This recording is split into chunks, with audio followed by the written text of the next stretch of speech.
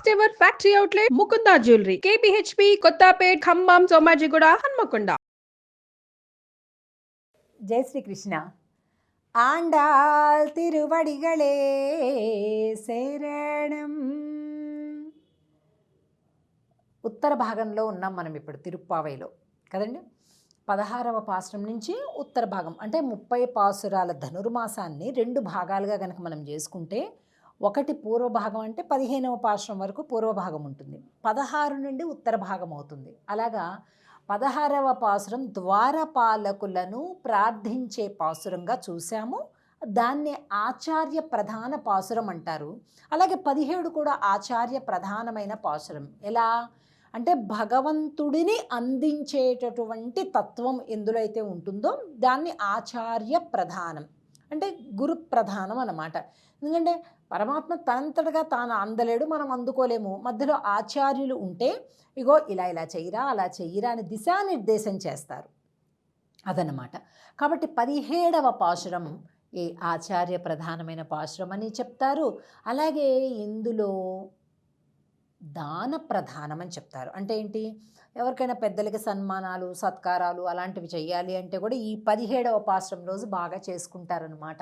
అంటే ఈరోజు చేసినటువంటి దానాలు ఎక్కువగా ఫలితాన్ని ఇస్తాయి అని మన పెద్దల పూర్వాచార్యుల దగ్గర నుండి అలాగే నడుస్తూ ఉందన్నమాట. ఎందుకు ఈ పాసురంలో అన్ని దానముల గురించి చెప్తారనమాట. చూద్దాం పాసురం చూస్తే, అంబరమే தண்ணீரே சோரே அறம் செய்யும் எம்பெருமான் நந்த గోపాలయుందిరాయ్. వీళ్ళు ఆ విశాల భవనంలోకి, కృష్ణుడి భవనంలోకి అడుగుపెట్టారండి గోపికలంతా. ఇప్పుడేమవుతుంది, మొట్టమొదటగా ఒక పెద్ద హాల్లాగా ఉందేమో, అక్కడ చక్కగా అట్లా మంచాలు లైన్గా వేసున్నాయి. మొట్టమొదటి వీళ్ళకి దర్శనమిచ్చింది ఎవరు? నందగోపుడు. నందగోపుడిని చూడగానే కీర్తిస్తున్నారు.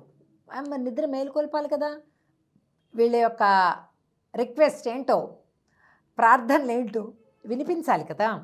సో ముందు కనిపించింది ఎవరు? నందుడు. ఆ నందుడికి చెప్తున్నారనమాట ఏమని, అంబరమే తన్నీరే సోరే. ఆహాహా, ఎంత గొప్ప దాన కర్ణుడివయ్యా నువ్వు అని ప్రార్థిస్తున్నారు. నందుడి యొక్క దానములు ఏమేం చేశాడట అంటే, వస్త్రములు అంబరమే, తన్నీరే నీరు, సోరే అన్నము, ఇవన్నీ కూడా దానం చేశాడట. ఎంపెరుమాన్ అంటే ఎవరు? పరమాత్మ. ఆయనుంటే పరమాత్మ కృష్ణుడైతే ఆయనను కూడా పాలించేటటువంటి వాడివి నువ్వు. ఒక్కసారి ఇట్లా కళ్ళు ఎర్రజేస్తే అక్కడే అయిపోతాడు కృష్ణుడు కదా.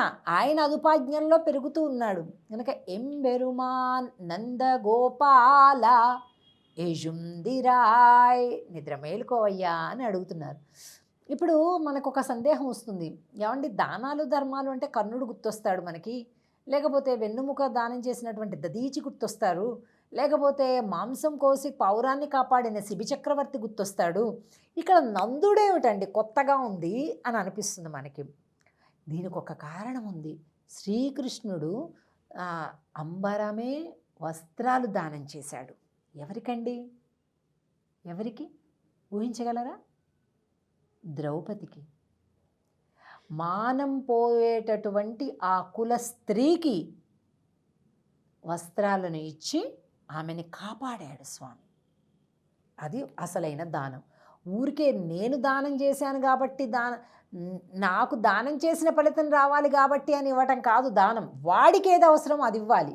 అంతేగాని ఏదైతే పనికిరాదో, ఏదైతే మనకి వద్దో అలాంటి వాటిని మనం ఎదుటోడికి ఇచ్చేసి మనం పెద్ద దానవీర సూర్యకర్ణుడు అనుకొని ఫ్లెక్సీలు పెట్టుకొని బోర్డులు పెట్టుకొని లేకపోతే ఇంకెక్కడో, అవి దానాలు కాదండి. ఎదుటివాడికి ఏ కష్టం ఉందో, ఏ అవసరం ఉందో దాన్ని మనం దానం చేయాలి. అంటే మనం ఇవ్వాలి వాళ్ళకి, అది దానం అనుకుంటుంది. మళ్ళీ ప్రతిఫల అపేక్ష లేకుండా నేను ఇది ఇచ్చాగట్టి నాకేమిస్తాడు వాడు అంటే మళ్ళీ తిరిగి వ్యాపారమే కదండి. నువ్వు పైసలు ఇస్తేనే వాడు వస్తువు ఇస్తాడు, అది వ్యాపారం. నేను కూడా వాడికి సాయం చేశాను, నాకు మళ్ళీ ఏం సాయం చేయలేదంటే మళ్ళీ అది వ్యాపారం. దానం ఎలా అవుతుంది కదండి? దానం అంటే ఏది కోరుకోవద్దు, మళ్ళీ రిటర్న్ ఏమి కోరుకోకూడదు. వాడికి అవసరం ఉంది, మనం ప్రయత్నించి ఇవ్వగలం, అంతే ఇచ్చి. మళ్ళీ ఊరు పేరు తలుచుకోవటం, మళ్ళీ వాడు మళ్ళీ మనకి రోజు వచ్చి దండాలు పెట్టాలి, ఇవేవి కోరుకోకూడదు. మన ఫ్లెక్సీలు పెట్టుకోవాలి, మన అంటే ఒక ప్రస్తావనలో ఒకటి జ్ఞాపకానికి వచ్చింది. ఒక పెద్ద మనిషి ఆలయానికి వెళ్తాట. ఆ ఊర్లో చాలా గొప్ప ధనికుడనే పేరు. ఆయన రోజు కూడా ఆ ఆలయానికి వెళ్ళి కూర్చొని వస్తుంటాడు, కాసేపు ప్రార్థన చేసుకొని వస్తుంటాడు. వెళ్ళగానే అక్కడ ఫ్యాను ఎవరైతే వేస్తారో అది కట్టేయండి అని చెప్తుంటాడు. ఎప్పుడు చూసినా ఎవరు వేసినా కూడా అది కట్టేయండి అంటుంటాడు. ఈయనకేమైనా చలి అవుతుందేమో అనుకుంటారు. కొన్ని రోజులుగా గమనిస్తూ ఉంటాడు ఒక అతను. ఏమండి, అదరికంటే సరే చలికాలం కాబట్టి మీకు ఫ్యాన్ వద్దేమో అనుకున్నాము, ఇప్పుడు ఎండాకాలం బాగా చెమట వస్తుంది, ఇబ్బంది పడుతున్నాము, మీరు ఎందుకు ఫ్యాన్ వేస్తుంటే వద్దని చెప్తారు, కట్టేయండి అంటారు, అందరికి ఇబ్బంది అవుతుంది కదండి అని అన్నాడు. బాబు, ఆ ఫ్యాన్ని దానం చేసింది గుడికి నేనే అన్నా అంట. అరే చాలా గొప్ప అండి, మా ఫ్యాన్ దానం చేశారు మీరు అంటే, సంతోషం అండి అంటే, అందుకే వద్దంటున్నా. అరే అదేంటండి, మీరు ఇచ్చింది అందరూ వాడుకుంటుంటే కదా సంతోషం, ఎందుకు వద్దంటున్నారు అన్నట్ట. అయ్యా, మీరు వాడుకుంటే నాకేం పర్వాలేదు, నేనేం కరెంటు బిల్లు కట్టడం లేదు, కానీ ఆ ఫ్యాన్ మీద నా పేరు, నా భార్య పేరు, నా కొడుకు పేరు, 3 రెక్కలకి 3 పేర్లు రాశాం. ఫ్యాన్ వేస్తే అది తిరుగుతుంటే ఎలా కనిపిస్తాయి ఆ పేర్లు? మా పేర్లు తెలియాలి కదా మేము దానం చేసినట్లుగా, అందుకని నువ్వు ఫ్యాన్ వేయకు అన్నట్ట. ఏంటండి ఇది? ఇక ఆశ్చర్యపోవటం ఆ మనిషి వంతైందనమాట. అంటే దానాల్లో ఇలాంటి రకాల దానాలు కూడా ఉంటాయి. ఫ్యాన్ రెక్కల మీద పేర్లు, ఫోటో ఇస్తే ఆ ఫోటో ఫ్రేమ్ మీద పేర్లు, నడుస్తుంటే బండల మీద పేర్లు. ఏమన్నా పెద్ద ఒక ఆలయం కట్టించేసి శిలలు ఇచ్చేసేసి అంత పెద్ద ఆలయాలు నిర్మాణం చేసిన రాజులు కూడా ఓ పక్కన ఒక నడిచే తోవలో ఒక బండ మీద రాయించుకుంటారు, లేకపోతే ఓ పక్కన ఉండే ప్రహరీ గోడ మీద రాయించుకుంటారు. మనం అట్లా కాదు, దేవుడి మీదనే చెక్కిచ్చేస్తాం. మనం ఆ దేవుడు కనిపించినప్పుడు వెంటనే మన పేరు కూడా కనిపించాలి అక్కడ. అరే, అంత పుణ్యం వచ్చేది పాపం వచ్చేదంతా కూడా మన బుద్ధుల్ని బట్టి, మనం చేసేటటువంటి పనులను బట్టి ఉంటుంది.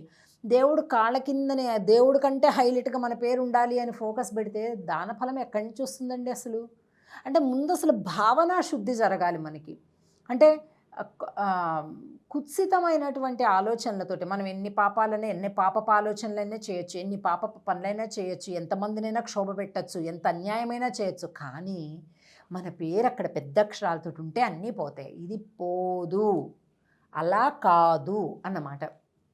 కనుక ఈ పాశురంలో నందుడి యొక్క దానగుణాన్ని చెప్తూ ఆ తర్వాత యశోదయ మంత్రస్థానం, యశోదమ్మ వారి దర్శనం చేసుకొని ఆ తర్వాత చూస్తే బలరాముడు చిన్న పాదం కనిపిస్తుంది, ఆయన కాలికి బంగారపు కడియం వేశారండి. ఏమిటయ్యా బంగారపు కడియము అంటే, ఆయన అడుగు పెట్టాకే కృష్ణుడు ఈ నందవ్రజంలోకి వచ్చాడు, గోల్డెన్ లెగ్ అని చెప్పి అందరూ కలిపి సన్మానం చేసి ఆయనకి ఒక బంగారు కడియం వేసేసారట. ఆ దుప్పట్లోంచి ఆ బలరాముడు పాదం కనిపిస్తుంది అనమాట. ఆయనని ప్రార్థించి ఆ తర్వాత కృష్ణుడున్నాడు, ఆయన్ని ప్రార్థించారనమాట. ఇలాగా నలుగురిని ప్రార్థించటము, ప్రశంసించటము ఈ పాసురంలో మనకు కనిపిస్తుంది. ఇక రేపటి రోజు విశేషమైనటువంటి పాసురం. ఆ పాసురం వల్లనే భగవద్ రామానుజుల వారికి తిరుప్పావై జీయర్ అనే పేరు కూడా వచ్చిందనమాట. అదేంటో రేపటి రోజు అమ్మవారి ప్రార్థన చూద్దాం. జై శ్రీకృష్ణ.